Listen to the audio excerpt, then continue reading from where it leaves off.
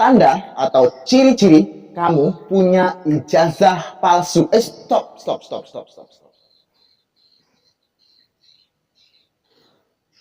Enggak. Kayak nuansanya politis banget gitu ya, Sob ya.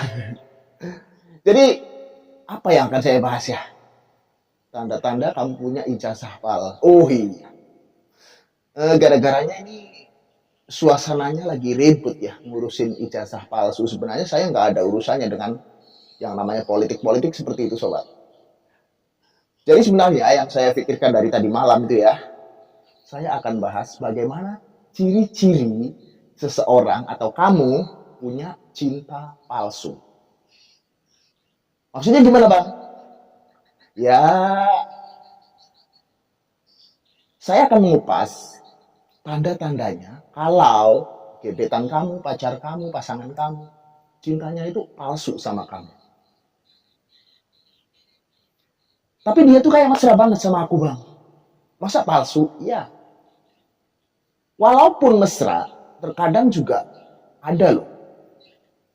Kayak mesra, tetapi sebenarnya tidak seperti yang kamu bayangkan. Cintanya itu bukan hanya kamu. Nah, ini banyak diderita oleh kawan-kawan saya, Sobat.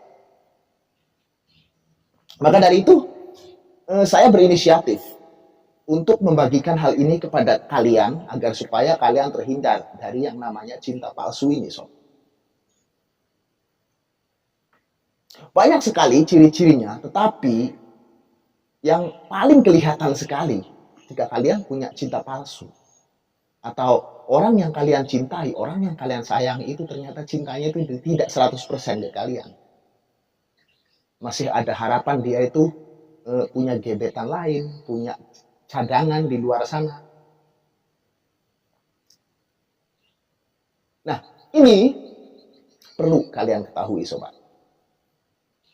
Pertama, ketika kalian punya cinta palsu atau orang yang mencintai kalian, orang yang kalian anggap cinta sama kalian itu ternyata tidak sepenuhnya mencintai kalian,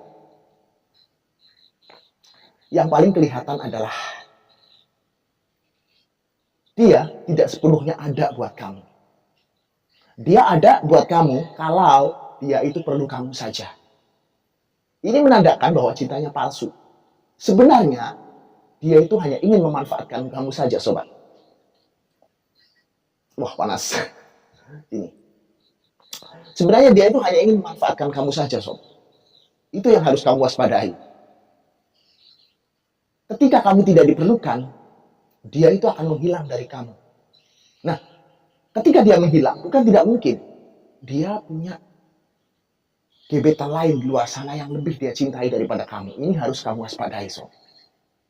Hal kedua yang harus kamu waspadai dari orang yang kamu cintai, kalau kamu berfirasat bahwa cintanya itu tidak sepenuhnya sama kamu adalah dia biasanya membalas chat kamu itu hanya ketika dia ada mood saja. Kamu banyak mengirim chat sama dia, tetapi dia terkesan mengabaikan semua itu. Terkadang kamu chat malam, dia balasnya pagi dengan alasan ketiduran. Kadang kamu chat pagi, balasnya sore dengan alasan dia sibuk. Padahal, kalau untuk orang yang sangat dicintainya, saya yakin, Sobat, sesibuk apapun wanita akan meluangkan waktu untuk orang yang dicintainya. Ketika hal itu terjadi, apa yang harus kamu lakukan? Kamu juga harus waspada. Bahwa cintanya itu tidak 100% ke kamu, Sob. Ini harus kamu waspadai. Lalu, ciri-ciri yang ketiga. Sekelihatan bucin apapun dia sama kamu, sekelihatan cinta apapun dia sama kamu, tetapi ketika orang yang kamu cintai masih berani menceritakan kebaikan cowok lain, kebaikan cewek lain bagi kamu yang cewek ya. Ataupun dia terang-terangan sama kamu bahwa ada orang yang dia kagumi selain kamu, maka ini adalah tanda bahwa kamu hanya dimanfaatkan saja, Sob. Ini hanya tanda kalau kamu dimanfaatkan saja. Maka hati-hati. Lalu, seandainya hal ini terjadi padaku, gimana Bang? Apa yang harus aku lakukan?